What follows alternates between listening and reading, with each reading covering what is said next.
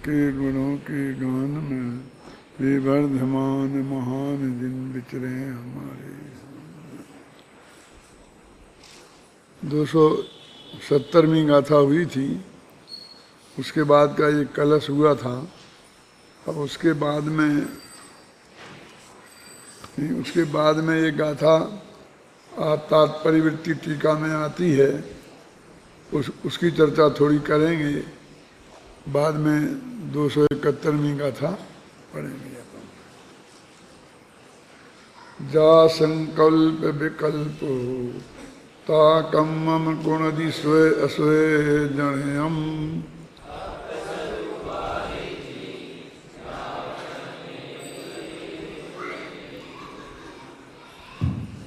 कहते हैं जब तक आत्मा में संकल्प और विकल्प हैं तब तक स्वानुभूति नहीं होती, और जब तक स्वानुभूति नहीं होती है तब तक यह जीव शुभ अशुभ कर्मों में व्यस्त रहता है।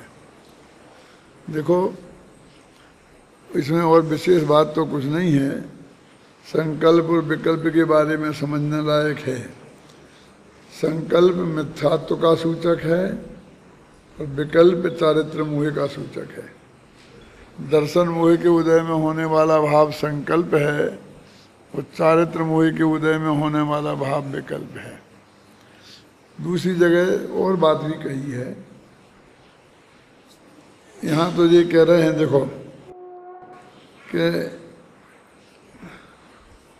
जब तक यह आत्मा बाह्य विषय रूप शरीर स्त्री पुत्र आदि ये मेरे हैं इत्यादि रूप ममत्व मैं संकल्प करता है, ये मेरे हैं, ये संकल्प किया उसने, माने उनमें अपनापन स्थापित किया, इसका नाम है संकल्प। और अंतर में हर्ष विषाद रूप विकल्प करता है। अब साधारण हर्ष विषाद होता है, सम्यक दृष्टि ज्ञानियों को भी होता है, मुनिराजों को भी होता है। कोई अच्छा धर्म प्रचार का कार्य देखें तो उन्हें हर्ष हो सकता है, धर्म के विरोध का कार्य देखें तो थोड़ा खेद भी हो सकता है, और भी कई कारणों से हो सकता है। तो वो विकल्प अल्पबंध के कारण है। लेकिन जब वे संकल्प के साथ होते हैं, पर पदार्थों में एकत्व बुद्धि के साथ होते हैं, तब वे बहुत भयंकर हो जाते हैं, क्योंकि उसमें चारित्र मोह संबंधी भी दोष शामिल हो गया और दर्शन मोह संबंधी भी शामिल हो गया। यानी देखो क्या कह रहे हैं, मैं दूसरे को मार सकता हूँ, ऐसी मान्यता पूर्वक मानने का विकल्प आया, वो बहुत ही ज़्यादा खतरनाक है। और कदाचित ऐसी मान्यता अंदर में हो कि मैं तो किसी को मार दिला सकता ही नहीं हूँ, तो कदाचित क्रोध में मारने माने पीटने की बात कर रहा हूँ, मैं जान से मारने की नहीं कर रहा हूँ। कदाचित जान से मारने का भी आ सकता है जी क्षत्रिय लोगों को युद्ध के मैदान में, कि वो हमारे तुम्हारी बात नहीं है, ख्याल में है ना। तो ऐसा जो भाव है वो ज्ञानी जीवों के भी होता है, वो विकल्प रूप भाव। लेकिन संकल्प के साथ होते हैं तो वो बहुत ज़्यादा खतरनाक होता है। देखो, ये तो मारने की बात हुई, अब बचाने की बात करो। क्या बचाने का भाव है तो वो विकल्प है। अब वो अल्प पुण्य बंध का कारण है। लेकिन यदि ऐसी मान्यता के साथ हो कि मैं इसे बचा सकता हूँ, तो वो मान्यता का मिथ्यात्व का भयंकर पाप भी लगेगा और वो थोड़ा सा पुण्य भी लग जाएगा। अब उस थोड़े से पुण्य की उस मिथ्यात्व के भयंकर पाप के सामने कोई कीमत नहीं है।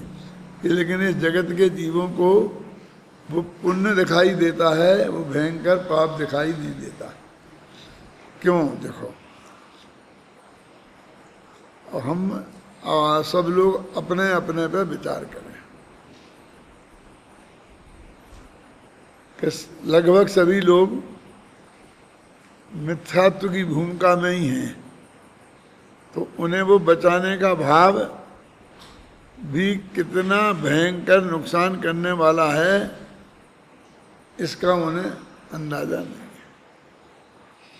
ख्याल में है ना, वो उसे थोड़ा पुण्य, तो हम विचार करके देखें अभी कि छोटे बड़े सभी थोड़े से हमें शुभ भाव आ जाते हैं भगवान की भक्ति करने के, पूजा पाठ करने की, दान देने की, किसी पर दया करने की, तो हम अंदर से प्रफुल्लित नहीं होते कि अभी तो मेरे परिणाम बहुत अच्छे हो रहे हैं, अभी मेरा बहुत उज्जवल भविष्य दिखाई देता है।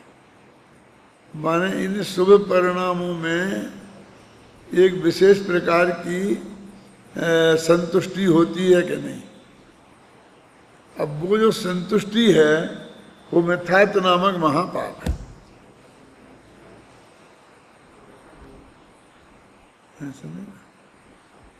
वो मैं एक उदाहरण देता हूँ कि एक सेठ जी शाम के 9 बजे की गाड़ी से कहीं जाने वाले थे, तो वो जब रवाना होने लगे तो नौकर ने पैर पकड़ लिए कि सेठ मैं आप आज आपको नहीं जाने दूंगा। मैंने क्या बात करता है, आज बहुत ज़रूरी काम है, मुझे जाना है। लेकिन वो तो अड़ ही गया कि नहीं मैं आपको नहीं जाने दूंगा। जब उसे पूछा कि क्यों,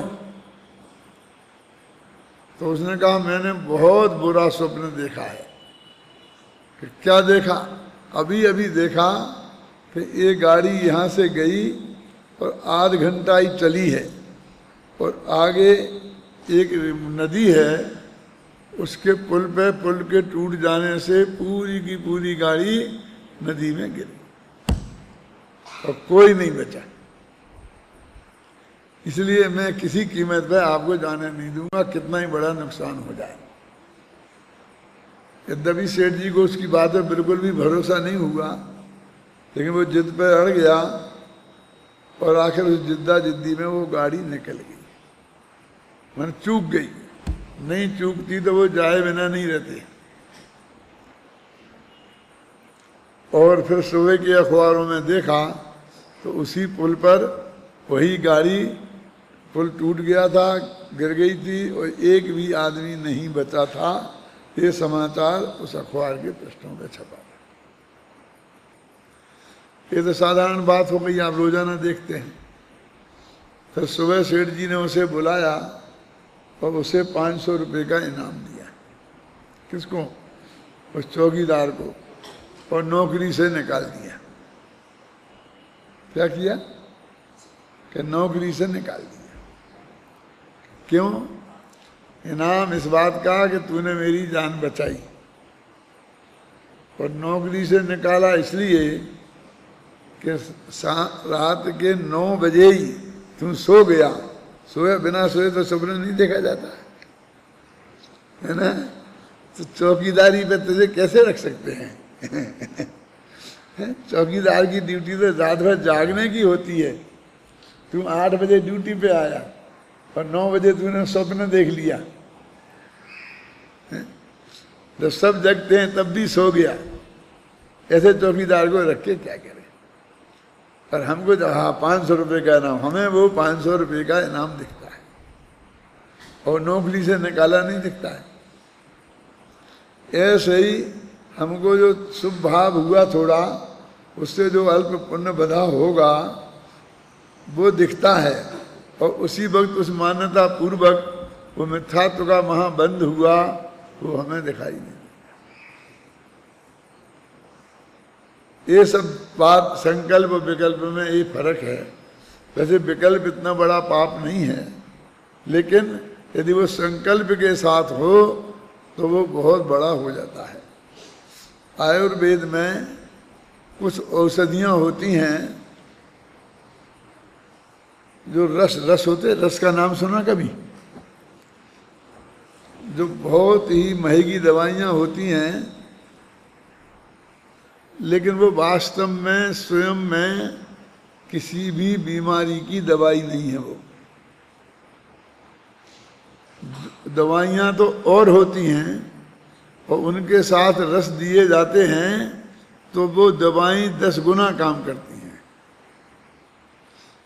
जैसे चंद्र प्रभा बटी, ये पेशाब की बीमारियों में दवाई दी जाती है। खासकर बुढ़ापे में जब बार बार पेशाब जाना पड़ता है और पेशाब रोकने की शक्ति कमज़ोर पड़ जाती है तो उनको चंद्र प्रभा बटी दी जाती है। और ज़्यादा हो तो उसके साथ बसंत कुसुमाकर रस दिया जाता है।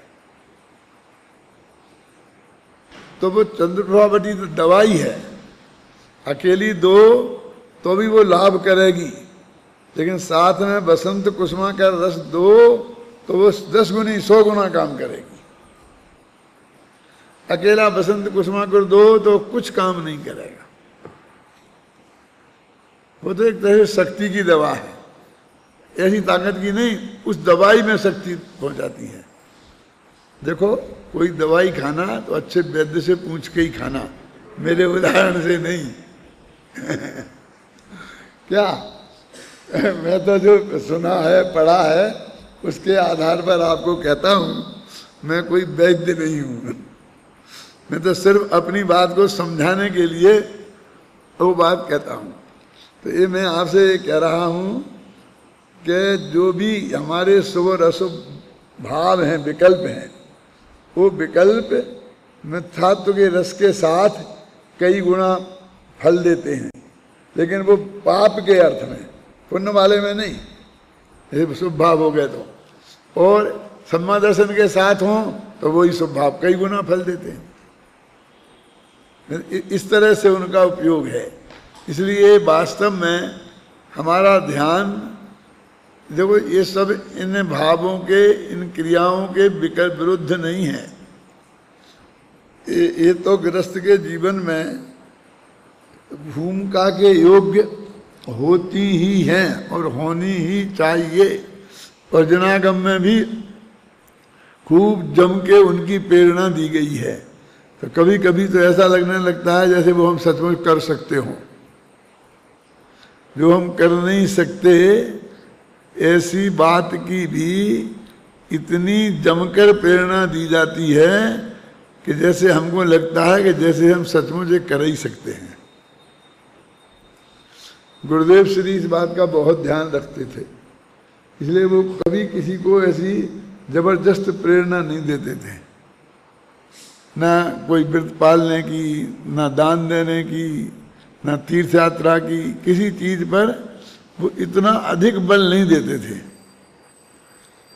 वो चीजें वो स्वयं भी करते थे और साधर्मी करें तो उनको कोई ज़्यादा बुरा नहीं लगता था। थोड़ी बहुत अनुमोदना भी कर देते थे, लेकिन जब उनसे पूछो तो वो एक ही जवाब देते थे, क्या नहीं, धर्मात्मा जीव की कोई ऐसे भाव आए बिना रहते ही नहीं है। ऐसा क्या? वो उनसे पूछो कि भाई बच्चा रो रहा है तो उसकी माँ को उसे दूध पिलाना चाहिए कि नहीं, तो वो ऐसी भाषा में जवाब ही नहीं देंगे कि नहीं नहीं जरूर पिलाना चाहिए, जरूर पिलाना चाहिए, नहीं तो वो फिर ऐसा हो जाएगा, वैसा हो जाएगा। माताओं को 1 घंटे का उपदेश दे दें। तो कहते थे नहीं नहीं, माँ जो है उसको बच्चे को इस समय पे दूध पिलाने का भाव आए बिना रहता ही नहीं है, ऐसी भाषा बोलते थे। तो कहते थे इतना ऐसा कह दो ना कि ये करना चाहिए, दान देना चाहिए, कि नहीं नहीं दान देने का भाव धर्मात्मा को आए बिना रहता ही नहीं है, क्योंकि जैसे उसे और क्रियाएं होती रहें, ये सब जानता है ना, वो चाहता है, तो वो ये भी चाहता है कि धर्म के काम भी चलते रहें, तो उनमें सहयोग करने का भाव उसका होता ही होता है।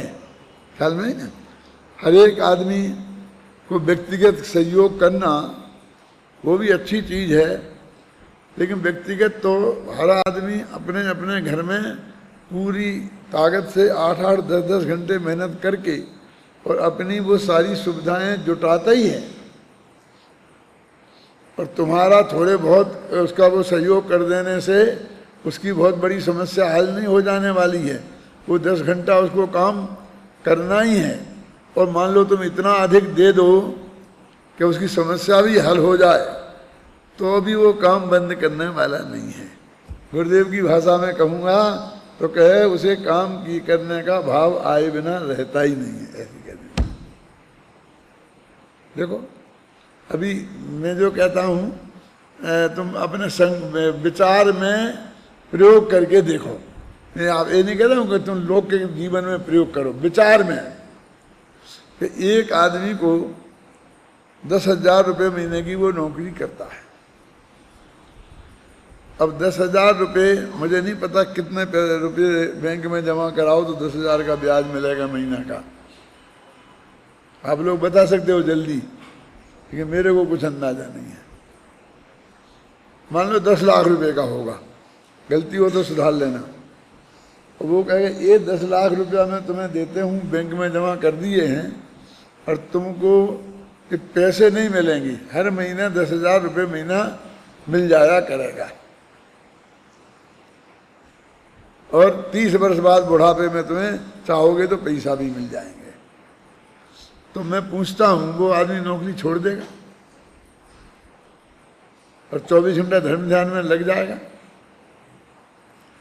है कोई आदमी ऐसा हिंदुस्तान में जो खोज के आप लाओ? कहेगा आपको उस वक्त लेने के लिए, क्योंकि नहीं तो आप दोगे नहीं। लेकिन फिर वो छोड़ेगा नहीं, उसी को नहीं छोड़, उसको छुड़वा भी दोगे तुम तो दूसरी तलाशेगा, कुछ ना कुछ करेगा, वो रह नहीं सकता। वो जो रोटियों के लिए नहीं कमाता है, उसको जैसे अपन को भूख प्यास लगती है ना, ऐसी उसको ये कमास लगती है। वो बिल्कुल बंद नहीं करेगा किसी कीमत पर, वो अपना कुछ ना कुछ जुटाएगा। मैं ये बात इसलिए कह रहा हूँ कि वो अपने विषय कसाई के लिए तो 10-10 घंटा मेहनत करके रोजाना वो सब सामग्री जुटाएगा ही। और नहीं जुट पा रही हो, थोड़ा आप सहयोग कर दो, थोड़ी अच्छी और हो जाएगी तो अच्छी बात है, उसकी बुरी बात नहीं कह रहा हूँ। लेकिन जो धार्मिक काम ऐसी प्रक्रिया से गुजरे ही नहीं रहे, मैंने बे कोई दुकान नहीं खोल के बैठे हैं, ख्याल में आई ना, तो ऐसे धर्म काम तो तुम्हारे सहयोग से ही चलेंगे। तो गुरुदेव भी उनको इस भाषा में ही बोलते थे कि उसको ऐसा भाव आए बिना रहता नहीं है, आता ही है, ऐसा बोलते थे। क्यों? क्योंकि अन्यथा वो वजन ना पड़ जाए कि मैं कर सकता हूँ, कि मैंने किया है। और किसी को मैं वो उत्साह भरने की बात नहीं है उसमें। अशुभ भाव के साथ तो है ही नहीं, अशुभ के साथ तो भी उसे पुण्य बंधने ही वाला नहीं है, पाप ही बंधने वाला है। अभी मुझे नहीं मालूम, मैंने पूरी गोष्ठी सुनी नहीं है। अब आघात या कर्म के बारे में क्या क्या बोला है लोगों ने, मेरे भी बहुत विचार हैं, और मैं भी यही कहता हूं कि पुण्य पाप का फर्क तो आघातिया कर्मों में पड़ता है। घातिया कर्म तो सब पाप ही पाप रूप हैं। और गजब की बात यह है कि घातिया कर्म के उदय में जो भाव होते हैं उनसे पुण्य भी बनता है और पाप भी बनता है। देखो, पाप के उदय से जो भाव होते हैं, सबसे खतरनाक पाप है मोहिनी कर्म। ये जो राग होता है ना, ये चारित्र मोहिनी कर्म से यह है। अब इस राग का मैं दूसरा नाम बताऊं ना, तो वो ऐसा है कि फिर आप उसे करने की सोच ही नहीं सकते हो। बता दो, बताना ही पड़ेगा। ये राग कसाय का नाम है भाई साहब। राग करते हो मैंने कसाय करते हो। क्यों? कि राग और देश में 25 कसाएं बढ़ती हैं। 4 प्रकार का अनंतानबंदी क्रोध, 4 प्रकार का क्रोध, 4 प्रकार का मान, और शोक, भय, जुगुप्सा, और एक क्या है, अरति। ये 12 कसाएं द्वेष रूप हैं और बाकी की 13 कौन? 4 प्रकार का लोभ, 4 प्रकार की माया और हास्य, रति और स्त्री भेद, पुरुष भेद और नपुंसक भेद। ये कसाएं राग रूप हैं। अब राग करना माने कसाय करना है। अब राग के तुमने भेदो भेद कर दिए, शुभ राग और अशुभ राग, तो शुभ कसाय और अशुभ कसाय होगी। अब आप समझ में आ रहा क्या कह रहा हूं मैं? अब आपने कहा कि हमने शुभ भाव किए, शुभ राग किया दान देने का, तो उसका मालूम अर्थ क्या हुआ? आपने शुभ कसाय की। अब कसाय के साथ शुभ जरा अच्छा लगता है आपको? लेकिन भैया तो राग का अर्थ ही कसाय है। अब वही एक शब्द बलट देते हैं तो आपको बुरा लगता है, और वही शब्द को इसमें कहते रहते हैं तो धर्म लगता है। शुभ राग धर्म लगता है। हम कहें कसाय तो बुरा धर्म है क्या? नहीं, कि वो भी धर्म है कहीं से? कसाय करना तो अच्छा नहीं है ना, कि कसाय करना तो अच्छा नहीं है, और राग क्या शुभ अच्छा है। तो कसाय के ही तो नाम है। तो इतनी से अर्थ है कि वो शुभ प्रयोजन के लिए की गई कसाय है। मैं कभी कभी कहता हूं तो लोगों को ज़्यादा बहुत बुरा लगता है, क्योंकि वो लोग मुझे बुलाते हैं, बड़े बड़े समुदाय जब इकट्ठे होते हैं तब वो कोई ना कोई ऐसा महान शुभ काम कर रहे होते हैं, जैसे पंच कल्याणक है, कोई बिल्डिंगें बनाई हैं कि जो कुछ भी कराई हैं। अब मैं जब ये बात बताता हूं तो उन लोगों को बुरा लगता है। क्या करूं? ये तो मेरी वाणी में इतना ज़्यादा रस नहीं होता और इतने मर्म की बात मैं नहीं कह सकता होता, तो कोई मुझे बुलाने वाला नहीं था। बुलाने वालों की ये मजबूरी है।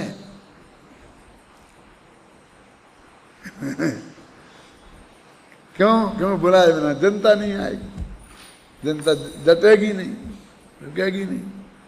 अब थोड़ा नमूना बताऊं उसका, कि मैं ये कहता हूं कभी कभी कि चाहे तुम अपने घर का मकान बनाओ और चाहे मंदिर का मकान बनाओ, तो नींव खोदने में जो पाप लगता है, माने जो जीव मरते होंगे उसमें 1 इंद्री, 2 इंद्री, 3 इंद्री, 4 इंद्री, 5 इंद्री, सांप भी निकल जाते कि नहीं, तो वो क्या फर्क पड़ता होगा?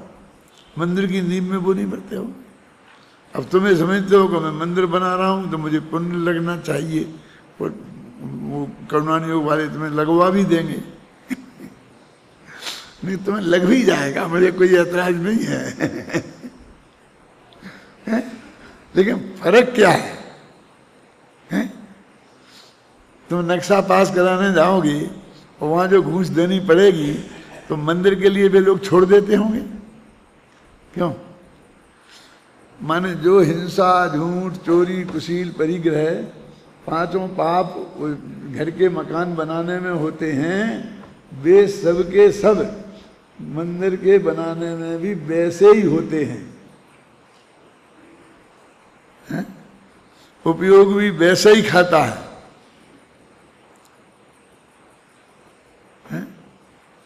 मैं वो ज्यादा गहरा नहीं कहना चाहता हूं, ख्याल में आई ना, क्योंकि कभी कभी तो उसमें और ज्यादा हो जाता है। समझ गए ना आप? इससे तो अभी ये जब सारी प्रवृत्ति वैसी हैं तब उसमें थोड़ा बहुत शुभ भाव, सब लोग में बैठ के भगवान की आराधना करेंगे, धर्म की ऐसी थोड़ी सी कल्पना होए उसके अंदर, और मान कसाया जे का भाव नहीं होए, तो कदाचित थोड़ा बहुत पुण्य बनता होगा, है ना। लेकिन वो जितना बड़ा समझ रहे हैं और जिसके भरोसे वो संसार सागर तरना चाहते हैं, वो कुछ होने वाला नहीं है।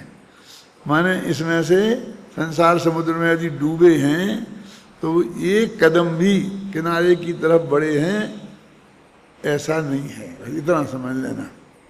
और लौकिक अनुकूलता का पुण्य थोड़ा बन जाता होगा तो बन जाता होगा। ये पेज नंबर क्या है? मुझे बहुत पेज बदल गए। हाँ,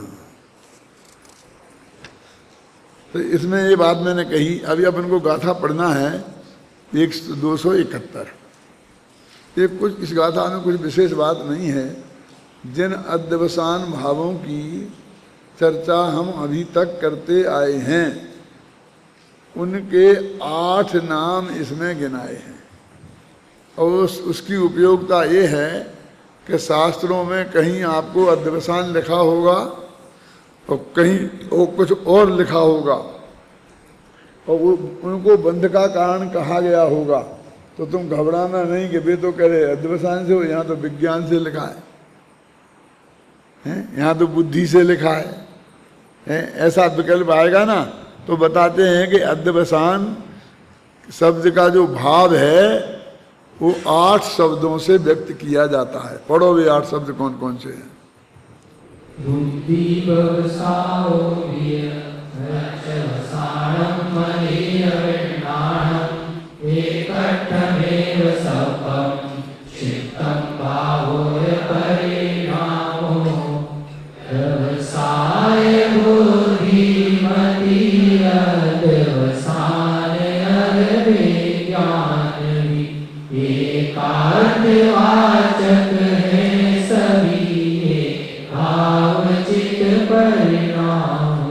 ये 8 हुए, व्यवसाय, बुद्धि, मति, अध्यवसान, विज्ञान, भाव, चित्त, परिणाम। 8 हो गए ना।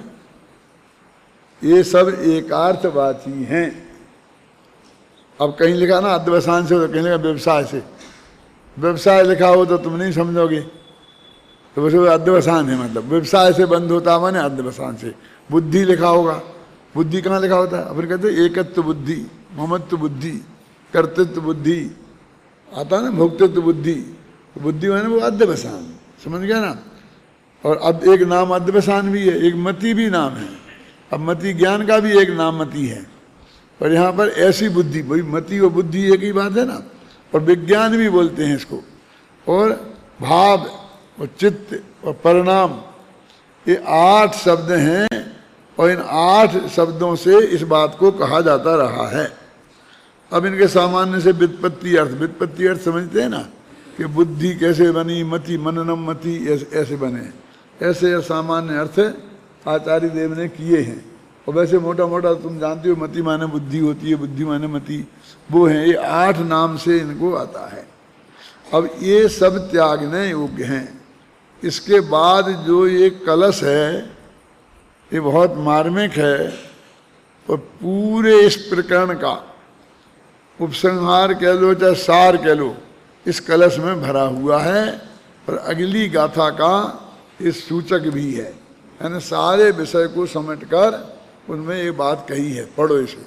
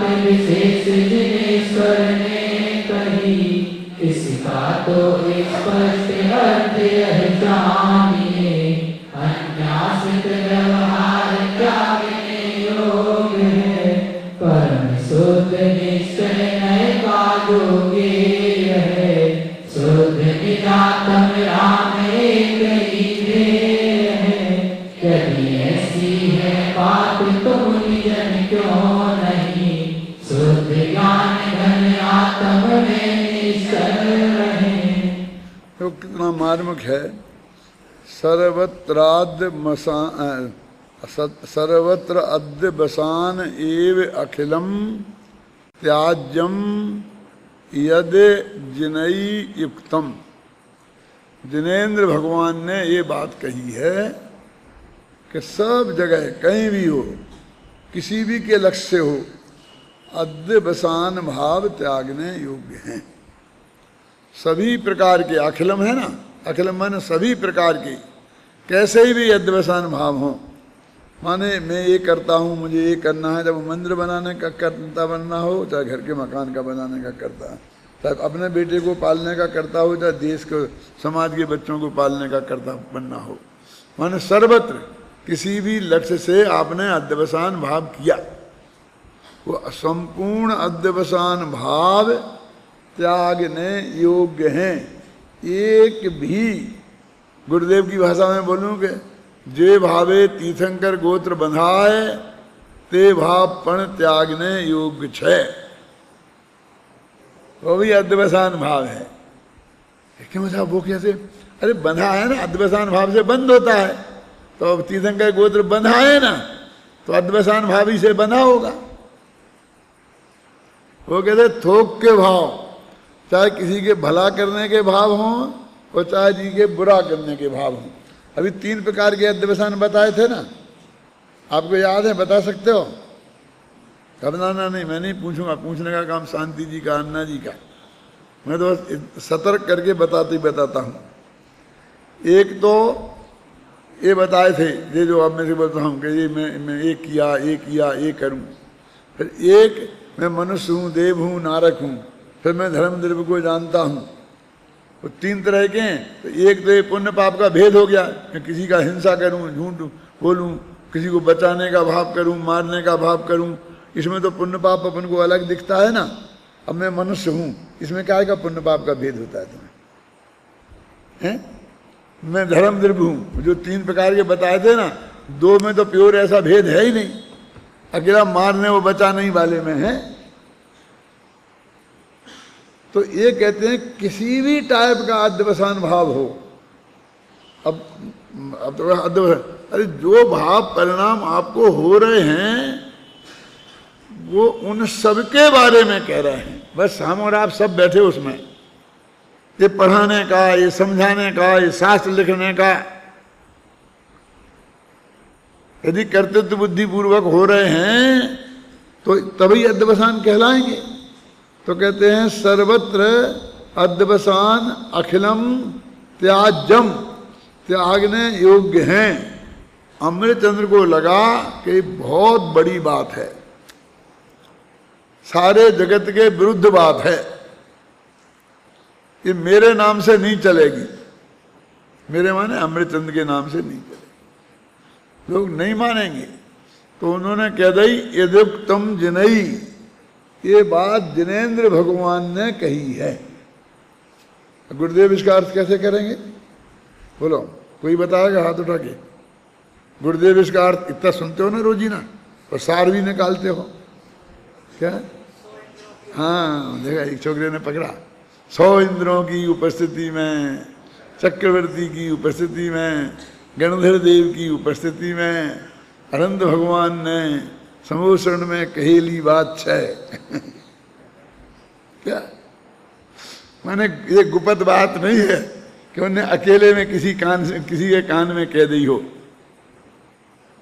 जब भी ऐसा महत्वपूर्ण प्रकरण आता था तो वो ये बात जरूर कहते थे, क्या कि उस भरी सभा में ये बात कही थी उनने, जो 100 इंद्र उपस्थित थे, भवनालय 40, व्यंतर देवान 32, होंती 32, कप्पा मर 24 और तंदो सूर्यो नरो तिर्यो, सबकी उपस्थिति में, गणधर देव की उपस्थिति में, मुनि भगवंतों की उपस्थिति में, चक्रवर्तियों की उपस्थिति में जो ये बात कही थी वो ये बात है। कौन सी बात? कौन सी बात? अध्यवसान भाव सर्वत्र, माने वो किसी भी के भी लक्ष्य से क्यों नहीं हुए हों, वो सब त्यागने योग्य है। तो ये बात तो भगवान की कही हुई है। अब पहले तो हम ये विश्वास करें कि ये बात भगवान की कही हुई है।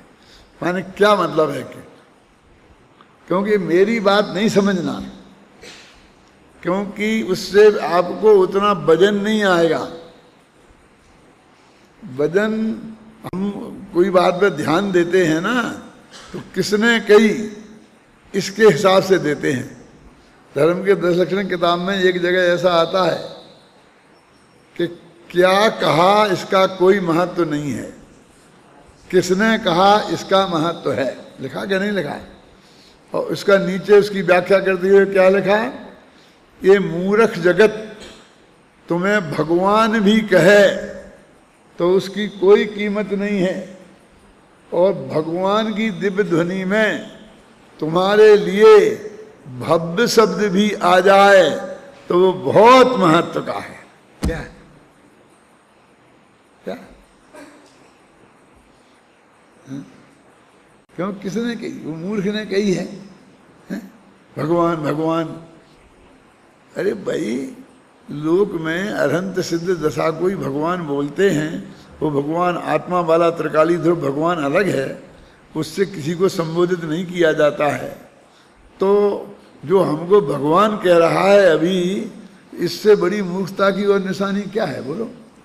स्पष्ट है कि हम पर्याय से भगवान अभी नहीं है, और वो हमें ठोके जा रहा है, चढ़ जा बेटा सूली में, भला करे भगवान थोड़ा बहुत अभिमान कम हो तो थोड़ा और हो जाए। बोलो क्या कीमत है उसकी? और भगवान कोई ज्ञानी धर्मात्मा इतना ही कहे कि ये तो भव्य जीव लगता है मुझे, तो उसका ही कितना महत्व है। हमें प्रशंसा सुनने के आदि है ना, तो हमें इसमें नहीं लगता है कुछ। देखो ये भगवान की किसने बात कही है? ये जिनेन्द्र भगवान ने कही है। क्या? कि अध्यवसान भाव किसी के भी लक्ष्य से क्यों न हो, सभी त्यागने योग्य हैं। ये तो भगवान की कही हुई बात है। अब अमृतचंद्राचार्य क्या कह रहे हैं? ये तो भगवान की बात को अमृतचंद्र ने सुनाया है। अब वे कहते हैं मेरी सुनो, मैंने अमृतचंद्र की। तन मन ने व्यवहार एव निखिलो अपि अन्याश्रय त्याजता, कि तुमने जो ये बात कही उसका अर्थ में ऐसा मानता हूं। देखो, तन मन ने जो तुमने ऐसा कहा उसका अर्थ में ऐसा मानता हूं कि अन्न के आश्रय से उत्पन्न होने वाला संपूर्ण व्यवहार त्यागने योग्य है। मैं ऐसा मानता हूं। ये बड़ा व्यवहार है छे, चारों प्रकार का व्यवहार ही से आएगा नहीं। तन मन ने व्यवहार में निखलो अन्याश्रिता त्याजता। बहुत सरल संस्कृत है, ये शास्त्री में आ गया, ये तो समझ जाते होंगे। लघु सिद्धांत कौमुदी जिसने पढ़ ली वो तो सब समझ जा रहे हैं। बहुत सीधा और सरल है। देखो देखो, मैं हर एक छंद को नीचे से बोलकर उससे तुम्हें समझाता हूँ, लेकिन ये सरल बहुत ज़्यादा है और आचार्य के शब्दों में तुम्हें सुनाना चाहता हूँ, इसलिए बार बार मैं संस्कृत की पंक्तियाँ बोल रहा हूँ। क्या? क्या? तन मन ने, इसलिए मैं मानता हूँ कि व्यवहार एव निखला, संपूर्ण व्यवहार जो अन्याश्रयता, अन्न के आश्रय से उत्पन्न होता है, वो त्याजता। ये मैं मनुष्य हूँ तो देह के आधार पर हुआ ना, मैं दूसरे का भला करता हूँ तो दूसरे के आधार पर हुआ ना। अन्न के आश्रय से उत्पन्न होता हुआ सारा व्यवहार अन्याश्रित है, और वो सारा व्यवहार ही त्यागने योग्य है। है हमने इसी गद्दी से चारों व्यवहार न्यायों की उपयोगिता भी खूब बताई है, भेद विज्ञान की दृष्टि से और सदाचार की दृष्टि से, अहिंसात्मक आचरण की दृष्टि से। और मेरे ख्याल से सुबह के व्याख्यानों में टीवी पे आते हैं ना, ये आजकल यही चल रहा है। शांति जी की क्लास में भी यही चल रहा है, ये भी यही चल रहा है? और जिस दिन हमारा ये जो है ना राजेंद्र, इसकी मशीन खराब हो जाती है तो फिर वो उसी को ही लगा देता है।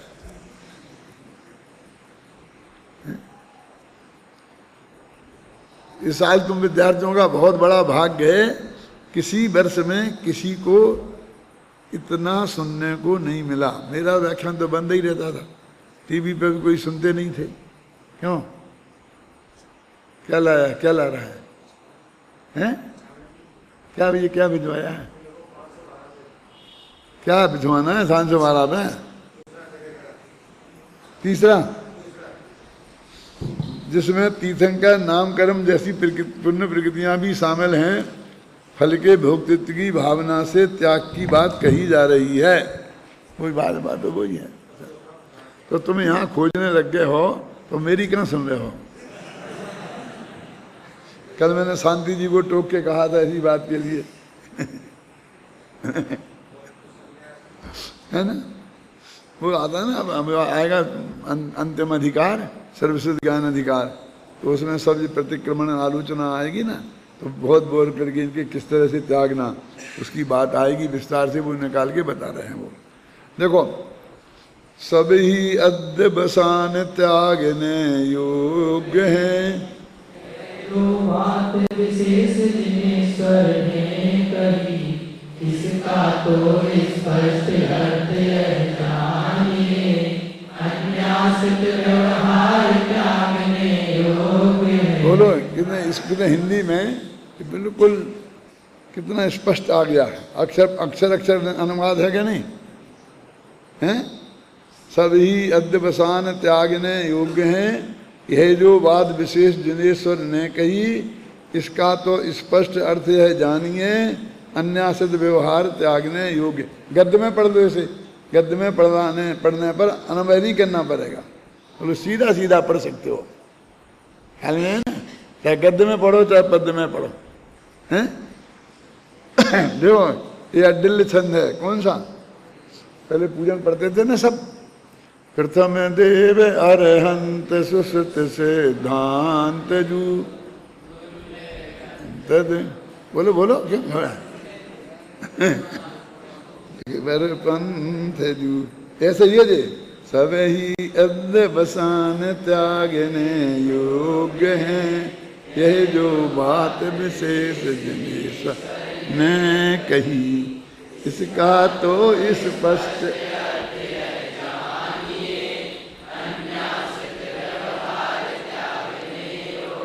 अब कुछ समझने में देख कसर रह गई उत्तम, कितना क्लियर हो गया।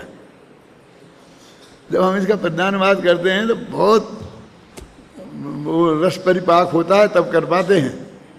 कल में ना, आज मैंने 12 गाथाओं का पद्यानुवाद किया नियम सार की, दिन में शुद्धोपयोग अधिकार की। क्या अब देखिए, परम शुद्ध निश्चय नय का जो भी है, शुद्ध निरातम राम एक ही है, यदि ऐसी है बात तुम निधन क्यों नहीं, शुद्ध ज्ञान घन आत्म में निश्चय रहे। कि परम सिद्ध निश्चय नय का जोगी है, क्यों निश्चय नय ज्ञान का भेद है ना, तो परम शुद्ध निश्चय नय का ज्ञेय कौन है? उत्तरकाली ध्रुव भगवान आत्मा, ये ख्याल में आए ना? परम शुद्ध निश्चय नय का जो ज्ञेय है, और वो शुद्ध निजातम राम, वो अपना भगवान आत्मा शुद्ध है, वह एक ही ध्येय है, वो श्रद्धेय भी है, मैंने दृष्टि का विषय भी है, परम शुद्ध निश्चय नय का ज्ञेय भी है, और ध्यान का ध्येय भी है। देखो ना, शुद्ध निजातम राम एक ही ध्येय है, यदि ऐसी है बात। अब वो कहते यदि बात ऐसी है तो पक्का बस भरोसा हो गया कि ऐसी बात है, बात ऐसी है कि तुम्हें पक्का भरोसा हो गया हो तो फिर मुनिजन शुद्ध ज्ञान घन आत्म में निश्चल क्यों नहीं रहते हैं? यानी फिर क्या बात रह गई कि जो यहां वहां उपयोग को भटकाते हैं?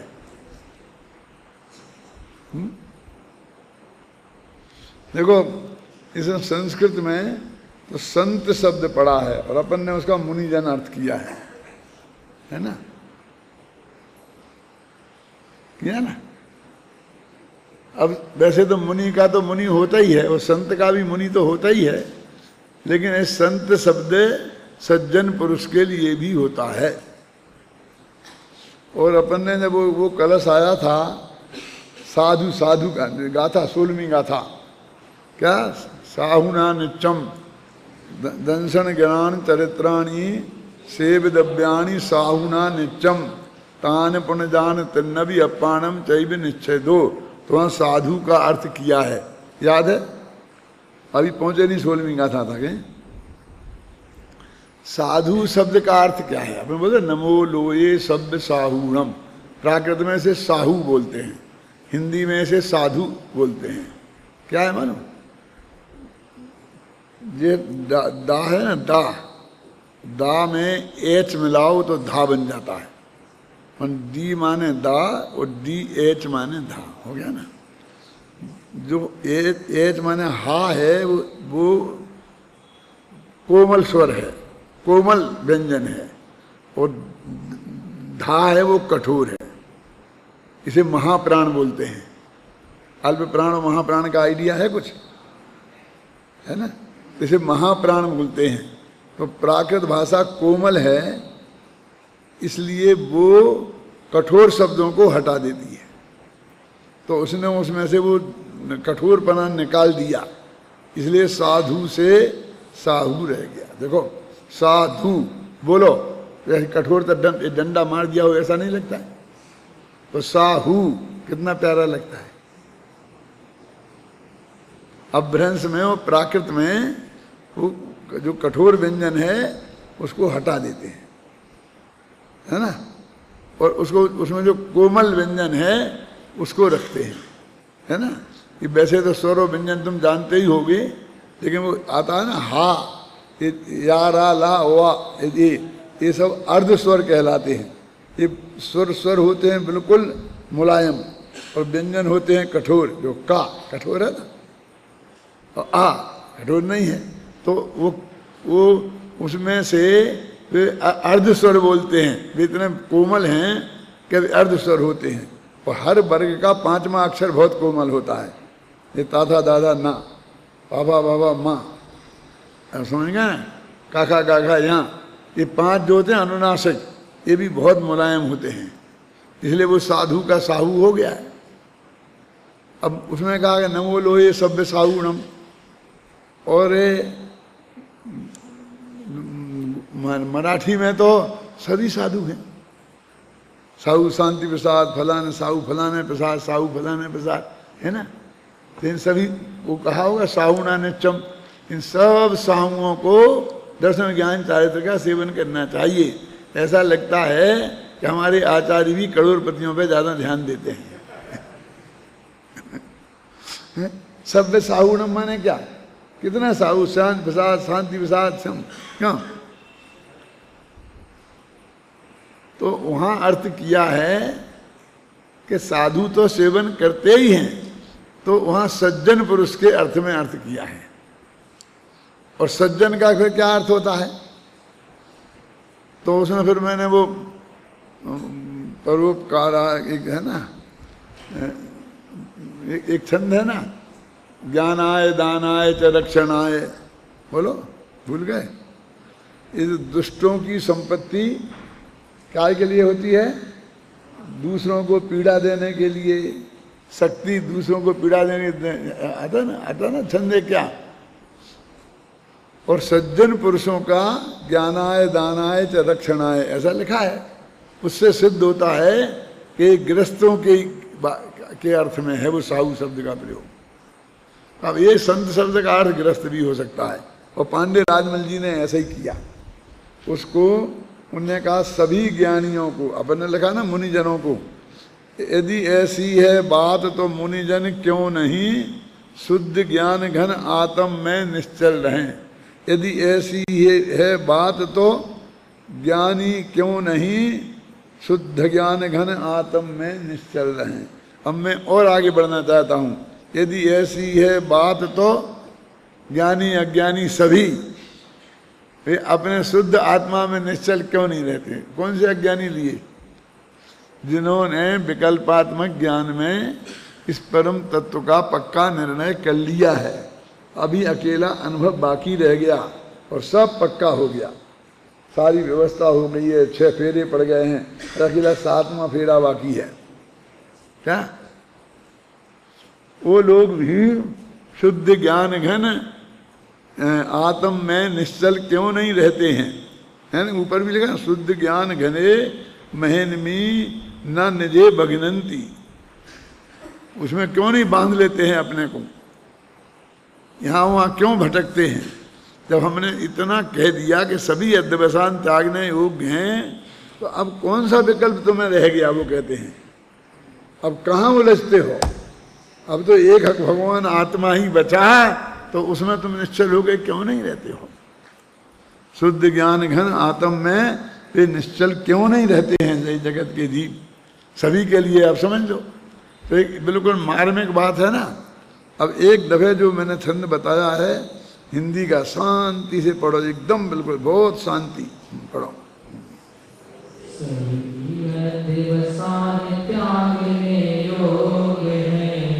यह जो बात विशेष जिनेश्वर ने कही, इसका तो स्पष्ट अर्थ यह जानिए, अन्यासित व्यवहार त्यागने योग्य है, परम शुद्ध निश्चय नय का योग्य है, शुद्ध निजातम राम एक ही ध्येय है।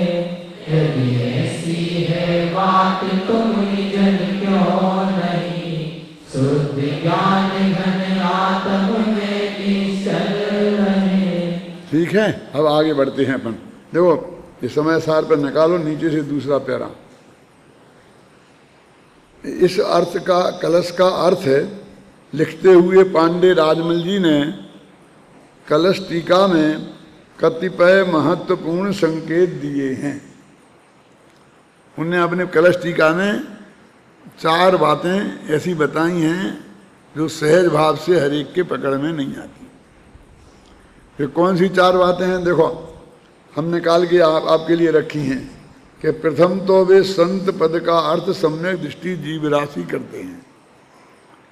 वो कहते सम्यक दृष्टि जीव राशि, जीव राशि शब्द का प्रयोग जितने भी सम्यक दृष्टि हैं वहाँ भी पढ़े हैं शंभु रमण समुद्र में बहुत, कि यहीं मत गिनना 2-4 तुम, है ना। कुछ करुणान योग में लिखे हैं कितने, जब कहते 9 करोड़ इतने मुनिराज हैं, तो मुनिराज इतने होंगे तो फिर सम्यक दृष्टि कितने होंगे समझ लो। ये एक बात कि वो अवरत सम्यक दृष्टि मतलब असम्यक दृष्टि जीव राशि करते हैं, काय का, संत का अर्थ। दूसरा, मिथ्यात रूप अद्वसान भावों को असंख्यात लोक प्रमाण बताते हैं। ये अब असंख्यात लोक प्रमाण में तुम करुणानियों वालों में बहुत झगड़ा पड़ता है। मैं जो यहाँ कहना चाहता हूँ कि असंख्यात हैं, और फिर लोक प्रमाण क्यों कह रहे। वे जो भाव हैं अद्वसान भाव असंख्यात हैं, असंख्यात प्रकार की, ये तो समझ में आई। अब ये लोक प्रमाण से क्या लिखें, तो अलग अलग बहुत अर्थ होंगे, मैं झगड़े में नहीं पड़ता हूँ। तो ये कह रहे हैं कि असंख्यात असंख्यात प्रकार का होता है। सबसे छोटा असंख्यात कौन है, जो संख्यात से एक ऊपर हो, वो असंख्यात हो गया ना। और सबसे बड़ा कौन है, जो अनंत के एक नीचे हो। अब समझ लो तुम कि कितने भेद होंगे, असंख्य भेद होते हैं। तो कहते हैं इसमें कौन सा असंख्यात ले लें क्या, तो कहते हैं लोकाकाश के जितने प्रदेश हैं वो असंख्यात लो, उसका नाम है असंख्यात लोक प्रमाण। लोकाकाश में जितने प्रदेश हैं उतने लोग, समझ गए ना। ऐसा अर्थ मैं करता हूँ, है ना। और दूसरे जो करते हैं वो उनसे समझ लेना, और मेरा मुझसे समझ लो, मुझे कोई झगड़ा नहीं करना किसी से, समझ गया ना। असंख्यात, कौन सा असंख्यात, कि लोक प्रमाण वाला, लोकाकाश के जितने प्रदेश हैं वो असंख्यात लेना। तीसरा, व्यवहार भावों को सत्य रूप और असत्य रूप 2 प्रकार के बताते हैं।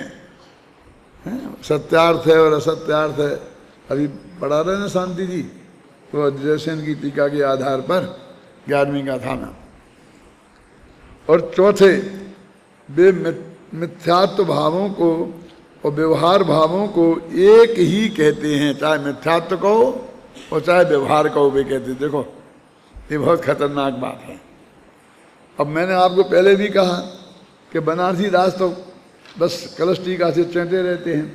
देखो कलश टीका में इन्हीं कथनों को आधार बनाकर पंडित बनारसी दास जी ने इस कलश का भावानुवाद इस प्रकार किया है। देखो पढ़ो।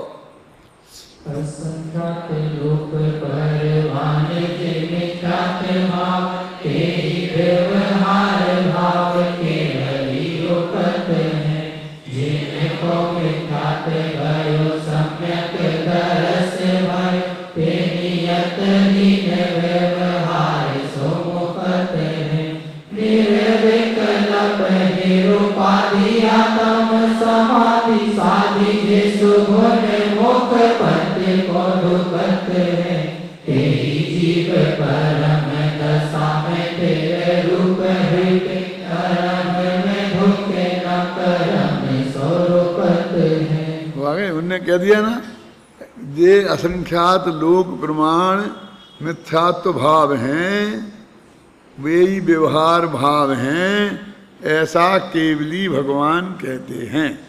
पहली पंक्ति में कह दिया ना, उनने कहा था मिथ्यात्व व्यवहार एक है। उन 4 बातों में 2 बातें तो आ गई बनारसी दास ने बन के। असंख्यात लोक प्रमाण वाली बात आ गई ना, और जो मिथ्यात्व भाव है वही व्यवहार भाव है, 2 बात आ गई ना। और एक केवली उकत है, ये भगवान ने कहा है, जिनको मिथ्यात्व गयो और सम्यक दरस भयो। और उनको भी मुनिराज कहते हैं, उनको भी यति वो क्या कौन सा संत कहते हैं भाई, क्या वे कहते हैं ये उनकी बात है हर समय दृष्टि की। जिनको मिथ्यात्व गयो सम्यक दरस भयो ते नियत लीन, वो निश्चय नय में लीन है। इनमें कहा था तुम क्यों नहीं उसमें लेते हो आश्रय, इसमें कहा था मुनिजन उसका आश्रय क्यों नहीं लेते हैं। वे तो कहते उसमें लीन ही हैं, क्यों नहीं लेते हैं का सवाल क्या खड़ा होता है। और ये वे जीव व्यवहार से मुक्त हैं। व्यवहार ऐसा नहीं कि निश्चय से मुक्त नहीं है, वे कहते व्यवहार के बंधन से वे छूट गए हैं। व्यवहार माने मिथ्यात्व, तो व्यवहार से मुक्त हैं माने मिथ्यात्व से मुक्त हो गए, छूट गए। निर्विकल्प और निरुपाधि और आत्मा की समाधि में को साध कर वे सुगुण मोक्ष पंथ में धुकत हैं। वे सर्वश्रेष्ठ मोक्ष के रास्ते में धुकत है, मतलब समझे ना, बहुत तेजी से चढ़ रहे हैं। तेई जीव परम दशा में स्थिर रूप होए के, वे उत्कृष्ट दशा में स्थिर होके धर्म में धुके, वही धुकत ऊपर आया था, यहाँ भी आ गया वही धुके। और न कर्म सो रुकत हैं, एक कर्म का उदय आएगा तो गिर जाएंगे, ऐसी बात नहीं कहते हैं। वो 11वें गुणस्थान में भी कर्म का उदय आ जाता है तो पहले गुणस्थान में आ जाते हैं, वो कर्म की महिमा बताते हैं। ये तो कहते हो कि जीव अपनी पर्यायगत योग्यता के कारण कमजोरी रूप, जब वो 11वें गुणस्थान से पहले में आता है तो उस वक्त उसे कर्म का उदय निमित्त कहा जाता है। गुरुदेव ऐसा जवाब देंगे, कर्म के उदय से गिर गए ये बात ही नहीं है, क्या वो जबरदस्ती उनको वो लगाते हैं। मैं तो ऐसा उदाहरण बहुत टाइम हो गया, चलो कल करेंगे।